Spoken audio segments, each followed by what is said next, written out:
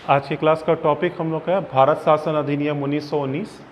ठीक है, पिछले वाले क्लास में हम लोग ऑलरेडी संवैधानिक विकास से विभिन्न प्रकार के अधिनियम ऑलरेडी देख ही चुके हैं। और यहाँ पे जो टॉपिक हम स्टार्ट करेंगे भारत शासन अधिनियम 1919, इसमें क्या क्या प्रावधान है, क्या क्या चीज़ हम लोग को पढ़ना है, एक थोड़ा सा उसकी झलक देख लेते हैं। तो इसमें सबसे पहले ये चीज़ देखना है कि जो भारत शासन अधिनियम 1919 जो पारित किया गया था, तो उसके पीछे की पृष्ठभूमि क्या थी, यानी कि क्यों ऐसे फैक्टर्स आए जिसके कारण से यह अधिनियम पारित करने की आवश्यकता पड़ी। ये हम लोग का पहला पॉइंट हो चीज़ेगा। इसके बाद जो सेकंड पार्ट पे जो हम आएंगे, यानी कि इस अधिनियम में क्या क्या प्रावधान किए गए थे, तो उन प्रावधानों को भी हम लोग क्या करेंगे कि वर्गीकरण देख लेंगे किसके अंतर्गत हम लोग क्या क्या चीज़ें रख सकते हैं। और तीसरा जो इसमें पॉइंट हम लोग देखेंगे इसकी समीक्षा, यानी कि भारत शासन अधिनियम 1919 की क्या समीक्षा है, वो उसको हम लोग को थोड़ा सा देखना ही चाहिए। तो आप लोग को एक चीज़ याद होगा कि पिछले वाले क्लास में इससे जस्ट पहले वाला अधिनियम हम लोग क्या पढ़े थे, 1909 का अधिनियम। तो 1909 का अधिनियम जो पढ़े थे, तो उसमें एक प्रकार से क्या थी कि संवैधानिक सुधार की बात कही गई थी। लेकिन चूंकि वो अधिनियम भी अपने सुधारों को या अपने लक्ष्यों को प्राप्त करने में असफल रहा था, तो नतीजा क्या हुआ कि इसके बाद एक और अधिनियम पारित करने की आवश्यकता महसूस हुई। लेकिन साथ साथ इसी समय अगर हम लोग राष्ट्रीय आंदोलन का जो पूरा का पूरा परिप्रेक्ष्य अगर देखते हैं, तो एक चीज़ हम लोग देखेंगे कि 1960 से 1916 आते आते भी स्थिति क्या हो रही थी कि कांग्रेस और लीग की एकता हो रही थी, प्लस 1909 के एक्ट में जो असंतुष्टि आई, तो भारतीय मुस्लिम भी क्या थे कि धीरे धीरे सरकार की तरफ से विमुख होने शुरू हो गए। तो यहाँ पे ये जो फैक्टर मैंने लिखा हुआ है, कांग्रेस एवं लीग की एकता, होम रूल आंदोलन, बढ़ता हुआ राजनीतिक दबाव, तो यहाँ पे इन्हीं फैक्टर्स के फलस्वरूप सरकार के सामने दो ही विकल्प था, या तो वह दमन का सहारा ले या फिर संवैधानिक सुधार को जारी रखकर भारतीयों को अपने पक्ष में करने का प्रयास किया जाए। तो सरकार ने दोनों उपाय किए, यानी कि दमन की नीति भी चलते रही और संवैधानिक सुधार की कार्यनीति भी चलते रही।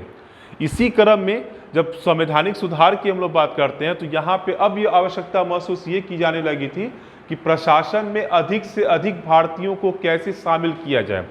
1909 के अधिनियम से तो ये चीज़ें शुरुआत हो ही चुकी थी, इसी का एक कदम आगे बढ़ के ये था कि कैसे इसको मतलब कि प्रशासन में भारतीयों को आगे रखा जाए। तो इसी क्रम में ये देखना हम लोग को है कि यहाँ पे जब 25 अगस्त 1911 को एक लेख में गवर्नर जनरल लॉर्ड हार्डिंग ने ये सुझाव दिया था कि प्रांतों में भी स्वशासन की स्थापना की जाए। और यहाँ पे जो हम कहते हैं लॉर्ड क्रू, तो जो उस समय के फेमस मतलब जूरिस्ट थे, उनका भी ये कहना था कि कैसे हम इस चीज़ को यहाँ पे हम बढ़ा सकते हैं। तो अब यहाँ पे ये जो 1911 का जो डिक्लेरेशन तो आया ही है, लेकिन साथ साथ 1916 में जब हम देखते हैं कि बढ़ते राजनीतिक दबाव के कारण जब सुधारों की दिशा में कार्य करना जरूरी समझा गया, तो लॉर्ड क्रू के इन विचारों को ध्यान में रखा गया। यानी कि जो लॉर्ड क्रू ने पहले जो विचार दिया था, उनका क्या कहना था ये चीज़ कि स्थानीय सरकारों को अधिक से अधिक ऐसे विषय सौंप दिए जाए जिनका प्रबंध वह कुशलतापूर्वक कर सके और सरकारी सेवाओं में भारतीयों को और अधिक स्थान दिया जाए। यानी कि अब जो एक्ट आने वाला था, यानी कि 1919 का अधिनियम, तो उसमें इसी विचार को प्रमुखता दी गई।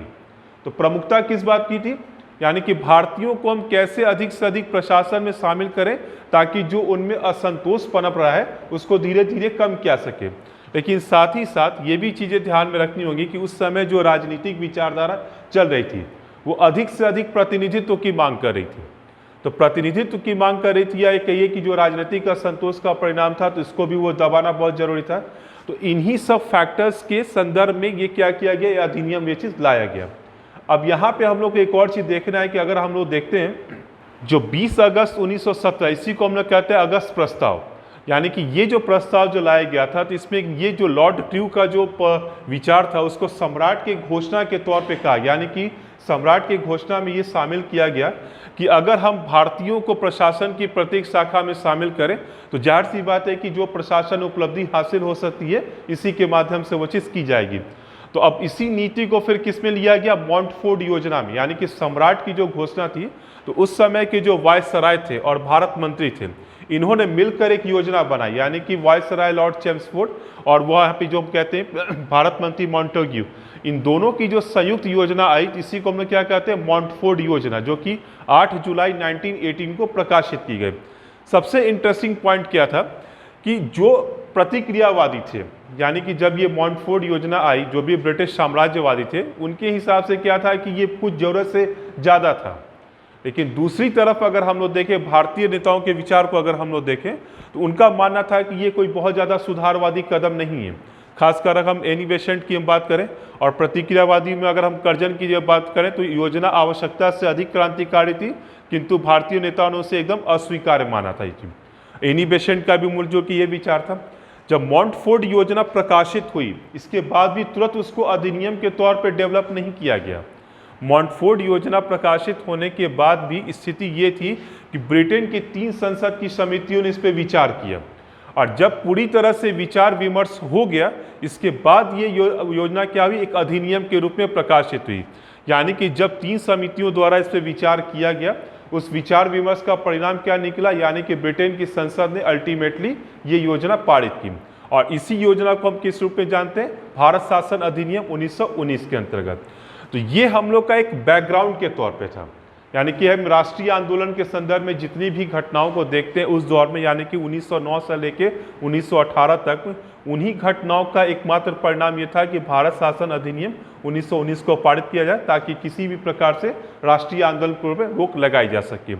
अब इसके सेकेंड पार्ट पे हम आते हैं, यानी कि जब ये अधिनियम पारित किया गया, तो इस अधिनियम के मुख्य प्रावधान क्या क्या थे। यानी कि जब हम लोग ये विचार करेंगे, और कभी कभी एक बहुत इंटरेस्टिंग क्वेश्चन भी आता है। सिंपल से क्वेश्चन ये रहता है कि भारत शासन अधिनियम 1919 के प्रावधान क्या है, लेकिन अगर कभी ये भी क्वेश्चन आता है कि भारत शासन अधिनियम के प्रशासनिक प्रावधान क्या थे। तो जब ये अधिनियम हम लोग को पढ़ना है, तो इस बात पे जरूर हम लोग को विचार करना पड़ेगा कि इसमें माइक्रोवीव क्या है और माइक्रोवीव क्या है। यानी कि ओवरऑल जो आप लोग अधिनियम पढ़ेंगे, तो अधिनियम में जो सारे प्रावधान हैं तो उनको तो देखना ही देखना है, लेकिन मैं यहाँ पे कुछ ऑब्जेक्टिव पॉइंट भी बताऊंगा और कुछ मैं डिटेल में पॉइंट बताऊंगा जो मेंस और पीटी पॉइंट दोनों व्यू से हम लोग को काम देगा यहाँ पे। ठीक है, तो यहाँ पे अब हम लोग को देखना है कि अधिनियम के प्रावधान, तो हम लोग इसको किस प्रकार से कैटेगराइज कर सकते हैं। तो यहाँ पे आप देखिए कि सबसे पहला जो है गृह सरकार के क्षेत्र में, याद होगा कि मैंने आप लोग को एक रेगुलेटिंग एक्ट भी पढ़ाया था, और रेगुलेटिंग एक्ट में सेम वर्ड हम लोग को मिला था गृह सरकार के क्षेत्र में। ध्यान में है ना ये चीज़। ये तो जब हम कहते हैं गृह सरकार के क्षेत्र में, और जब हम उसकी इसी प्रोविजन की अगर हम रेगुलेटिंग एक्ट से कंपैरिजन करें, तो वहाँ पे हम लोग को क्या मिल रहा था, वहाँ पे जो कंपनी का शासन, यानी कि ब्रिटेन में जो स्ट्रक्चर जो था ब्रिटेन में किस प्रकार था, उससे हम कंपैरिजन कर रहे हैं। लेकिन यहाँ पे हम किस प्रकार से कर रहे हैं, यानी कि यहाँ पे जो ब्रिटिश शासन जो चल रहा है इंग्लैंड में, जो भारत के संदर्भ में, इसके संदर्भ में हम लोग देखेंगे गृह सरकार के क्षेत्र में। यहाँ भारत से उसका डायरेक्ट वो चीज नहीं है, जो परिवर्तन ब्रिटेन की सरकार के हिसाब से जो किया जा रहा है, तो इसका मतलब यहाँ पे गृह सरकार के क्षेत्र में उससे निकल रहा है। लेकिन इसके बाद जो हम लोग प्रोविजन देखते हैं केंद्र सरकार के क्षेत्र में, तो दोनों चीजें, कार्यपालिका और विधायिका, उसके बाद केंद्र एवं प्रांत सरकार के संबंध में, फिर उसके बाद प्रांतीय सरकार का आ जाएगा, फिर कार्यपालिका और विधायिका, और फिर हम लोग विविध हम लोग देखते हैं इसमें चीज। ठीक है, तो सबसे पहले यहाँ पे जो पॉइंट हम लोग का है गृह सरकार के क्षेत्र में, तो यहाँ पे इस पॉइंट में आप लोग 2 चीजें याद रखिएगा। एक, जब हम गृह सरकार की बात करते हैं तो ऑब्वियसली हम लोगों ने 1858 के एक्ट में पढ़ा था, एक नया पोस्ट जो क्रिएट किया गया था वो किस चीज़ का था, भारत सचिव का, और उसकी परिषद के संदर्भ में। तो यहाँ इस एक्ट में 3-4 प्रावधान उसी भारत परिषद के संदर्भ में ही किए गए थे। यानी कि भारत परिषद के सदस्यों की संख्या कम करके कम से कम 8 और अधिक से अधिक क्या की गई, 12 कर दी गई। दूसरी तरफ परिषद में भारतीयों की संख्या 2 से बढ़ाकर 3 की गई। फिर सदस्यों का कार्यकाल अगर हम देखें, तो यानी कि भारत परिषद में जो सदस्यों का कार्यकाल अगर होता वो 7 वर्ष से क्या किया गया, कम करके 5 वर्ष किया गया। फिर अगर हम देखें कि परिषद में कम से कम आधे सदस्यों की, यानी कि जो भारत सचिव के परिषद में जो सदस्य होते, तो एक क्वालिफिकेशन के तौर पे मैंडेटरी क्या किया गया, यानी कि ऐसे सदस्य होने चाहिए कि जिनको भारत में सेवा करने का 10 वर्ष का अनुभव होना चाहिए। तो ये पॉइंट हम लोग का यहाँ पे। लेकिन सबसे इंपॉर्टेंट, अब तक भारत सचिव को कहाँ से वेतन दिया जा रहा था, यानी कि भारत के राजस्व से। और ये आप लोग पढ़े भी होंगे कि ये एक प्रकार से चार्ज एक्सपेंडिचर था, यानी कि ड्रेन ऑफ वेल्थ जिसको हम लोग कहते हैं। यानी कि यहाँ पे मतलब ये था कि जो भारत में जो काम कर रहे हैं अधिकारी, चूंकि वो काम तो कर रहे हैं यहाँ पे, लेकिन यहाँ के राजस्व से उनको पैसा दिया जा रहा है, तो अल्टीमेटली भारत का पैसा तो भारत में से बाहर ही जा रहा था। लेकिन यहाँ पे प्रावधान पहली बार ये किया गया कि भविष्य में, ये एक्ट में प्रावधान किया गया, भविष्य में ये बताया नहीं गया कि हाँ इसी टाइम से हम इनको वेतन देना बंद करेंगे। ये केवल कहा गया है कि निकट भविष्य में भारत सचिव को ब्रिटिश राजस्व से वेतन देने का उपबंध किया गया। लेकिन अब यहाँ पे देखिए, यहाँ गृह सरकार के क्षेत्र में अभी तक हम लोग से भारत सचिव की ओर पढ़ रहे थे, लेकिन इसी के साथ इस एक्ट में एक और पोस्ट क्रिएट किया गया जिसको हम लोग कहते हैं हाई कमिश्नर या उच्च आयुक्त। आज जब हम लोग डिप्लोमेटिक रिलेशन की जब हम लोग बात करते हैं तो डिप्लोमेटिक रिलेशन में होता क्या है कि जब हम कोई एम्बेसी या फिर कहीं स्थापित की जाती है तो उसमें एम्बेसडर होते हैं, हाई कमिश्नर्स भी होते हैं। इसी तरीके का प्रावधान यहाँ पे किया गया उच्च आयुक्त में। तो क्वेश्चन भी यहाँ पे पूछा गया है कि सिंपल सा कि अगर किस अधिनियम के तहत भारत में उच्चायुक्त की नियुक्ति का प्रावधान किया गया, तो ये था आपका भारत शासन अधिनियम 1919। ठीक है, इस पॉइंट को हम ध्यान में रखना है हम लोग को।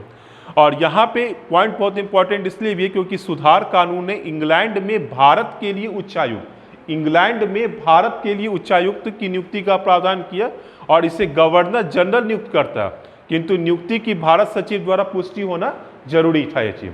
ठीक है, तो ये प्रावधान का जो पहला पॉइंट हम लोग का, यानी कि गृह सरकार के क्षेत्र में, तो 2 पॉइंट हम लोग को ध्यान रखना है, एक भारत सचिव के संदर्भ में और दूसरा किसका ध्यान रखना है, हाई कमिश्नर के संदर्भ में। ठीक है, ये 2 पॉइंट हम लोग का। अब आगे हम लोग बढ़ते हैं, यानी कि केंद्र सरकार के क्षेत्र में। तो केंद्र सरकार के क्षेत्र में जो हम लोग देखेंगे, ठीक है, तो फिर से 2 पॉइंट यहाँ पे, एक है केंद्र सरकार के क्षेत्र में कार्यपालिका यानी कि गवर्नर जनरल एवं उसकी परिषद के संदर्भ में, और दूसरी तरफ हम लोगों को क्या मिलेगा, विधायिका के क्षेत्र में, विधायिका। ठीक है, तो कार्यपालिका का मतलब यहाँ पे किससे निकल जा रहा है, गवर्नर जनरल एवं उसकी कार्यकारिणी या उसकी परिषद के संदर्भ में। तो एक यहाँ पे देखिए ध्यान से कि कार्यकारिणी के सदस्यों की संख्या पे कोई सीमा निर्धारित नहीं की गई। हम लोग जब पिछला एक्ट हम लोग जो पढ़ रहे हैं तो क्लियर कट ये चीज हर एक एक्ट में दिया गया था कि गवर्नर जनरल की कार्यकारिणी में एक निश्चित मात्रा में ही मेंबर्स होंगे, बट इस एक्ट में क्या कहा जा रहा है कि कोई भी बंधन नहीं होगा। ये तुलना अगर हम लोग करें पिछले एक्ट से तो ये चीजें हम लोग को स्पष्ट तौर पर नजर आती हैं कि पिछले सारे एक्ट में जो गवर्नर जनरल की कार्यकारिणी के सदस्य थे तो स्पष्ट तौर पे एक सीमा बताई गई थी, परंतु इस एक्ट में क्या कहा गया कि कोई सीमा यहाँ पे नहीं होगी। लेकिन ये सैद्धांतिक तौर पे था, प्रैक्टिकली जब हम लोग देखते हैं यानी कि व्यवहार में, तो व्यवहार में कार्यकारिणी में कितने सदस्य होने थे, 8 सदस्य, और जिसमें से कि 3 क्या थे, भारतीय। क्यों, क्योंकि इसी अधिनियम के माध्यम से ये प्रयास किया जा रहा था कि कैसे प्रशासन में अधिक से अधिक भारतीयों को शामिल किया जाए। तो गवर्नर जनरल की कार्यकारिणी में भी भारतीयों को शामिल करने का प्रावधान किया गया। फिर जब हम कहते हैं कि वायसराय की आखिरकार वास्तव में स्थिति क्या थी, तो वायसराय की स्थिति या अधिकारों में कोई कमी नहीं आई थी। ये एक्ट भले ये कह रहा था कि हम भारतीयों को प्रशासन में संबद्ध करेंगे, प्रत्यक्ष चुनाव की हम बात करेंगे, लेकिन गवर्नर जनरल की स्थिति क्या थी या वायसराय की स्थिति क्या थी, उसके अधिकारों में कोई कमी नहीं की गई, बल्कि प्रमुख कार्यकारिणी शक्तियां अब भी उसी के हाथ में थी और अपनी परिषद पर उसका पूर्ण नियंत्रण था। इसी के साथ साथ गवर्नर जनरल को इतने व्यापक अधिकार दिए गए कि उसकी स्थिति पर टिप्पणी करते हुए कहा गया, और जो मैं 3 सेंटेंस जो आपको बता रहा हूं और उसके बाद लास्ट सेंटेंस, उसको बहुत केयरफुली सोच समझना है कि इंग्लैंड का सम्राट राज्य करता है परंतु शासन नहीं।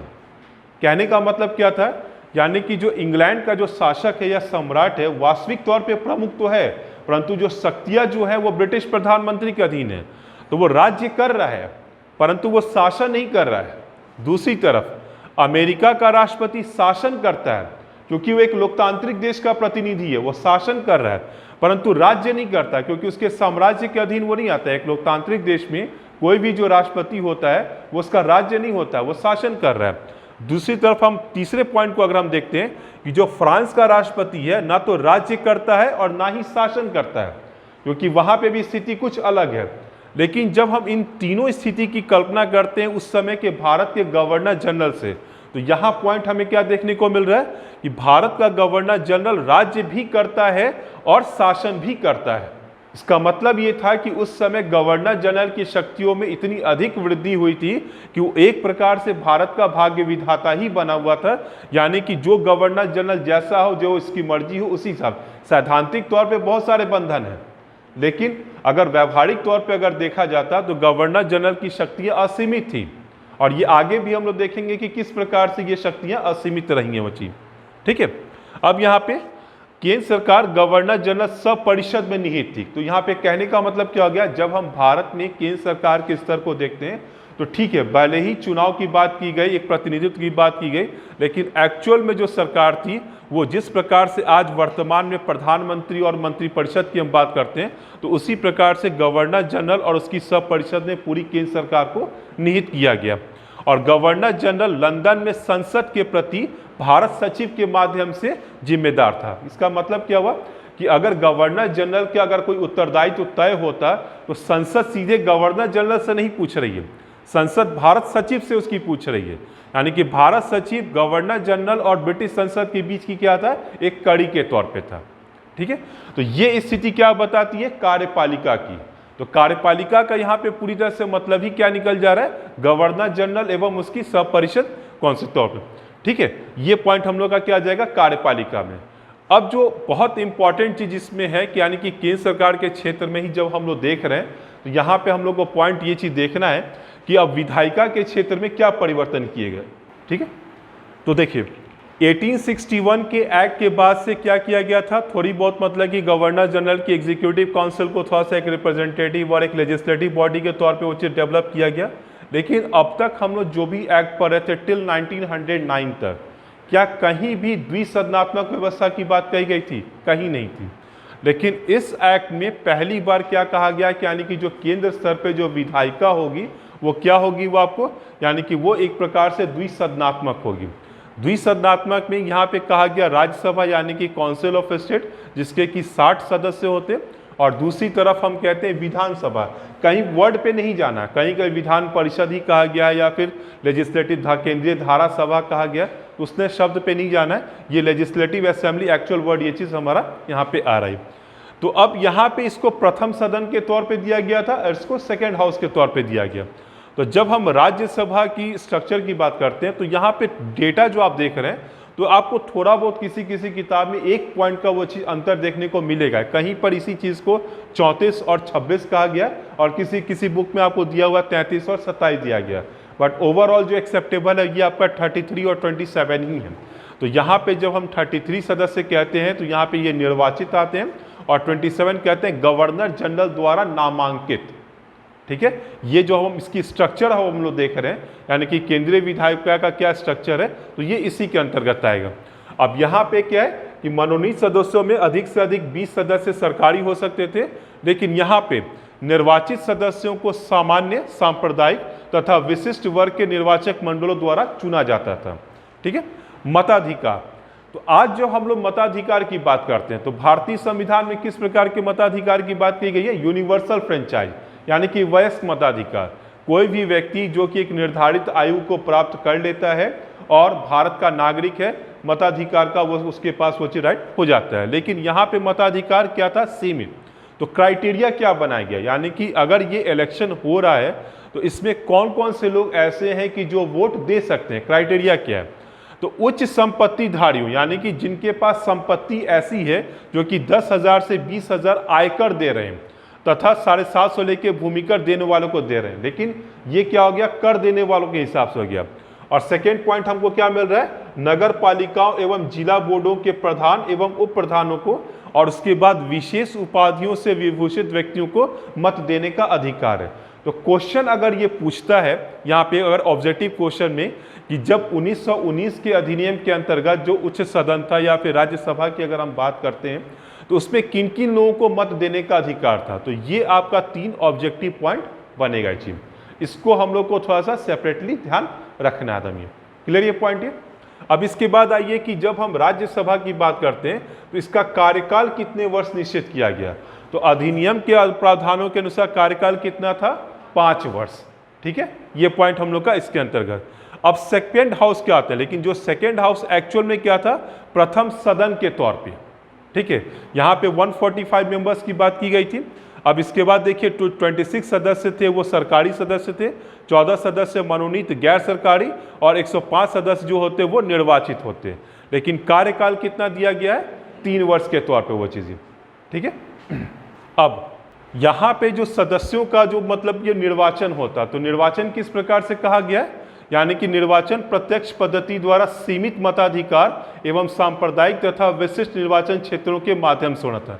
फिर हम लोग कहते हैं यहाँ पे कि सीमित मताधिकार, तो सीमित मताधिकार कहने का मतलब क्या हो गया, यहाँ पे जो 2000 से 5000 आयकर देने वाले हों, उसके बाद 50 से 100 रुपये 150 रुपये तक भूमि कर देने वाले हों और 180 रुपये मकान किराए का भुगतान करने वाले हों। यानी कि क्राइटेरिया ये था, कहीं से भी इस एक्ट में ये नहीं बताया गया कि यूनिवर्सल फ्रेंचाइज होगा। आप प्रत्यक्ष निर्वाचन की भी बात कर रहे हैं, परंतु जिनको मत देने का अधिकार है उनको भी आप रेस्ट्रिक्टेड करते जा रहे हैं, और वो भी किस आधार पे, सेपरेटली वो चीज़। ठीक है, अब एक चीज़ हम लोग को बहुत ध्यान से देखना है, 1909 के अधिनियम में हमने क्या देखा था, यानी कि सेपरेट इलेक्टोरेट बनाए गए थे, पृथक निर्वाचन क्षेत्र, जिसको सांप्रदायिक हम लोग कहते हैं। ठीक है, तो सांप्रदायिक वो चीज़ कहते हैं, तो इसमें क्या दिया गया था, सिर्फ मुस्लिमों के लिए वो चीज़ दिया गया था धर्म के आधार पे। लेकिन यहाँ पे स्पेशली आप ये पॉइंट ध्यान में रखिएगा, ये पॉइंट आप देखिए, इस अधिनियम ने न केवल मुस्लिमों के लिए पृथक निर्वाचन क्षेत्र बनाए रखा, बल्कि उसका विस्तार निम्नलिखित दूसरों पर भी किया। यानी कि अब स्थिति ये थी कि पहले तो धर्म के आधार पर ही बांट रहे थे, लेकिन इस एक्ट आते आते पूरे भारतीय समाज को बांटने का वो चीज़ वो था ये, क्योंकि अंग्रेज जिस प्रकार से संवैधानिक व्यवस्था लेके चल रहे थे, उनका उद्देश्य कहीं से भी ऐसा नहीं था कि पूरे भारत को हम सामाजिक तौर पे जोड़ें। भले प्रशासनिक तौर पे उन्होंने जोड़ा, लेकिन सामाजिक तौर पे जोड़ने का तो उनका कहीं कोई उद्देश्य नहीं था।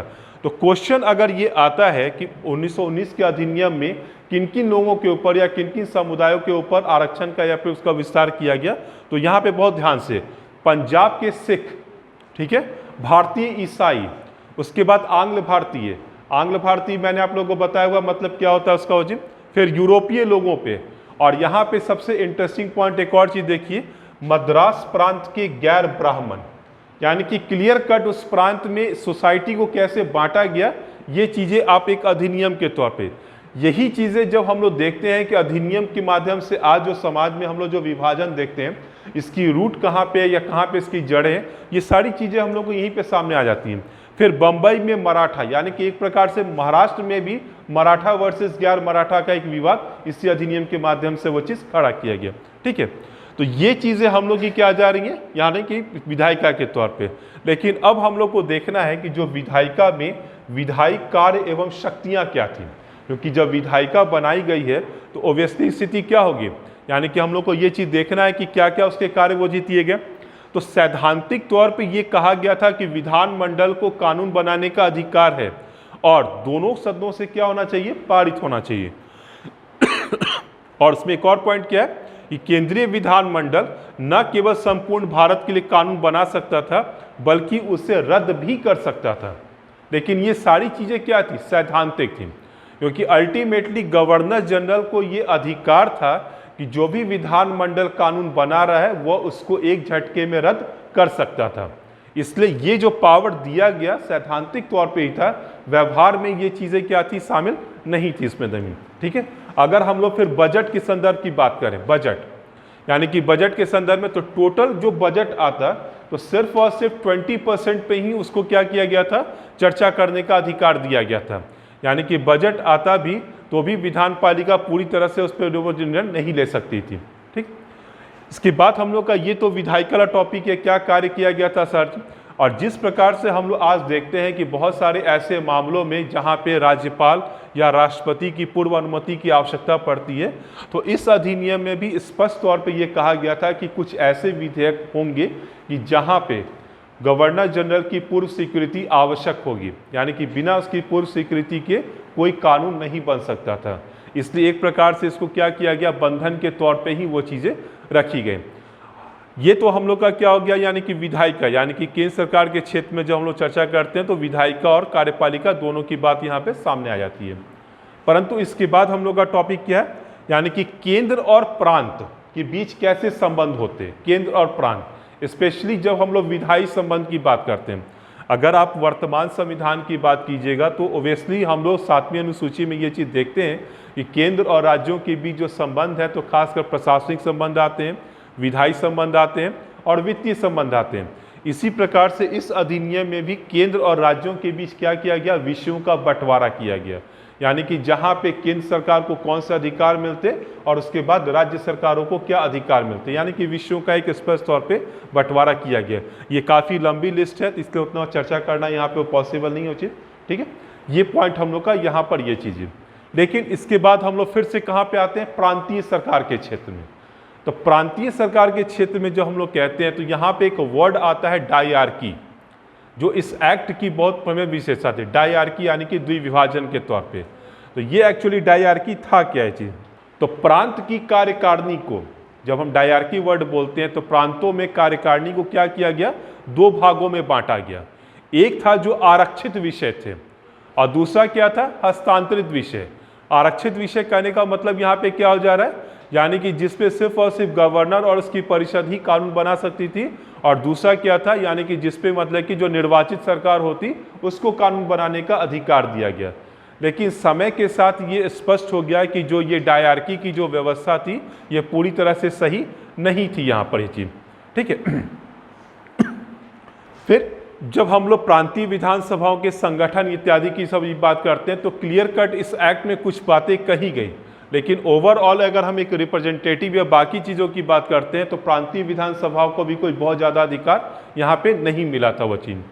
और जब मैं इस लास्ट टॉपिक पे जब मैं आता हूँ कि आखिरकार इसमें विविध क्या चीज़ें थी, तो हम लोग एक चीज़ देखते हैं कि चूंकि यहाँ इस एक्ट के माध्यम से प्रत्यक्ष निर्वाचन की शुरुआत हुई, तो भारत में जब हम मंत्री लोक सेवक संबंध की बात करते हैं, विविध, ये वर्ड मैं बहुत जो फिर से रिपीट कर रहा हूँ, मंत्री लोक सेवक संबंध यानी कि मिनिस्टर सिविल सर्वेंट रिलेशन, जब हम इस टर्म की चर्चा करते हैं तो यहीं से, यानी कि इस एक्ट के माध्यम से जब 1921 में जब पहली बार चुनाव आए, निर्वाचित प्रतिनिधि भी आए और चूंकि भारतीय मंत्री थे, तो यहीं से हम लोग को मंत्री लोक सेवक संबंधों की शुरुआत देखने को मिलती है।